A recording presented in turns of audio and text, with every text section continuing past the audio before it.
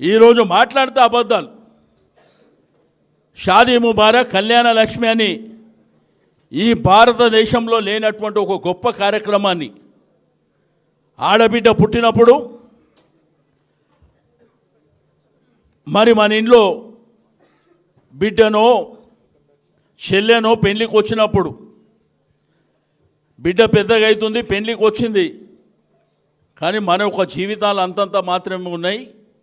ఆమె కట్నం పెట్టాలంటే చాలా ఖర్చు అయితే అంటే ఆ రోజు కేసీఆర్ గారు ₹1,00,000 ఆడబిడ్డ పెళ్ళికి ఇచ్చినటువంటి మాట వాస్తవం కదా?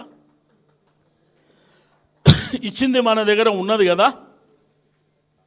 అదేవిధంగా గ్రామీణ ఆర్థిక వ్యవస్థ బలోపేతం కావాలని, కుల వృత్తులని బ్రహ్మాండంగా ప్రోత్సహించాలని అనేకమైనటువంటి కార్యక్రమాలు వారు తీసుకున్నారు.